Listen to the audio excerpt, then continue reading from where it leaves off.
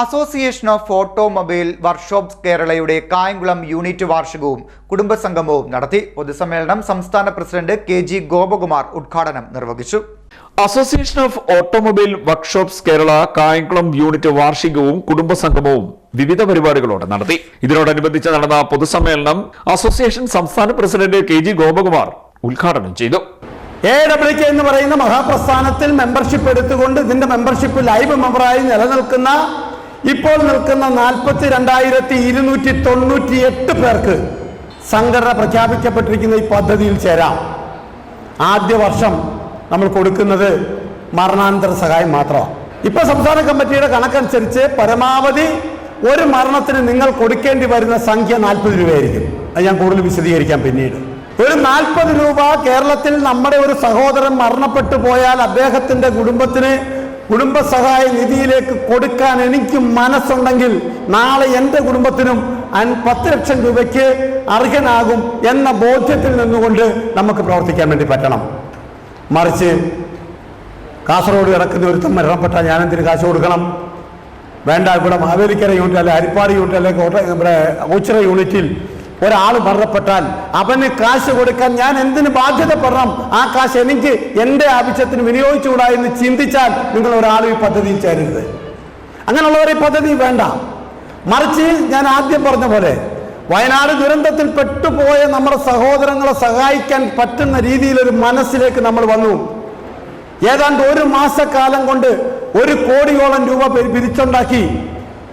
രാജ്യത്ത് ഒരു സംഘടനയും ഒരു ട്രേഡ് യൂണിയനും ഒരു സംഘടനയും പദ്ധതിക്ക് തുടക്കം, ഗവൺമെന്റ് പോലും തുടക്കം കുറിക്കുന്നതിന് മുമ്പ് 6 വീടുകൾ 30 സെന്റ് സ്ഥലം സ്വന്തമായി അസോസിയേഷൻ ഓഫ് ഓട്ടോമൊബൈൽ വർക്ക്ഷോപ്സ് കേരളയുടെ പേരിൽ വാങ്ങിച്ച് 6 വാസയോഗ്യമായ വീട്, സാധാരണ വീടല്ല.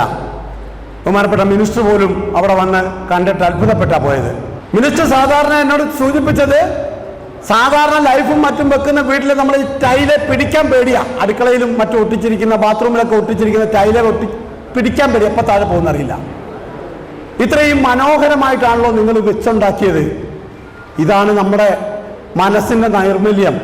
നമ്മൾ അത്രയും സൂക്ഷ്മമായിട്ട് തന്നെ അതിന്റെ കാര്യങ്ങൾ ഇടപെട്ടുകൊണ്ട് അത്രയും ഭംഗിയായി നമ്മൾ ചെയ്തു കൊടുത്തെങ്കിൽ നാളെ നമ്മുടെ കുടുംബാംഗങ്ങൾക്കൊരു കെടുതി വരുമ്പോൾ, അല്ലെങ്കിൽ നമ്മളുടെ മരണം കൊണ്ട് നമ്മളുടെ കുടുംബത്തിനൊരു ഗ്യാപ്പ് ഉണ്ടാകുമ്പോൾ ആ ഒരു ചെറിയ വിടവ് നികത്ത് ഒരിക്കലും 10 ലക്ഷം കൊണ്ട് ഒരു കുടുംബനാഥന്റെ വിടവ് നികത്താൻ വേണ്ടി കഴിയില്ല, ഒരു സംശയമില്ല.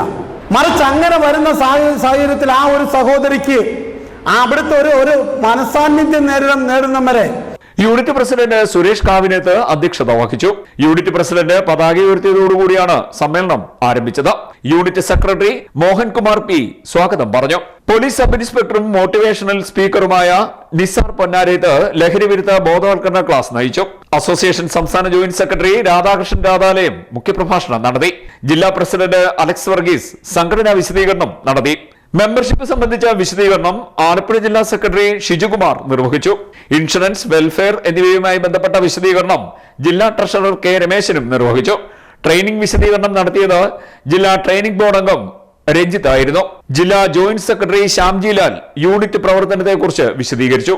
ചികിത്സാ സഹായ വിതരണം, വിദ്യാഭ്യാസ അവാർഡ് വിതരണം എന്നിവ സംഘടനാ ഭാരവാഹികൾ നിർവഹിച്ചു. ന്യൂസ് ബുള്ളറ്റിൻ വിശദീകരണം ജില്ലാ കമ്മിറ്റി അംഗം ശ്രീജിത്ത് S നിർവഹിച്ചു. തുടർന്ന് പെൻഷൻ വിതരണം നടന്നു.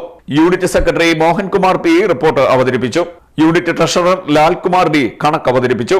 Rajesh SR, എനിൽ K Mathew, Suresh Babu DK, Sudheer സഞ്ചരി, Abdul Samad, Suni കടയിൽ, സുരേഷ് കുമാർ, ഫൗമൻ, ജോജോ, രാധാകൃഷ്ണപിള്ള, ഓമനക്കുട്ടൻ, രാജേന്ദ്രൻ, സജീവ് തുടങ്ങിയവർ സംസാരിച്ചു.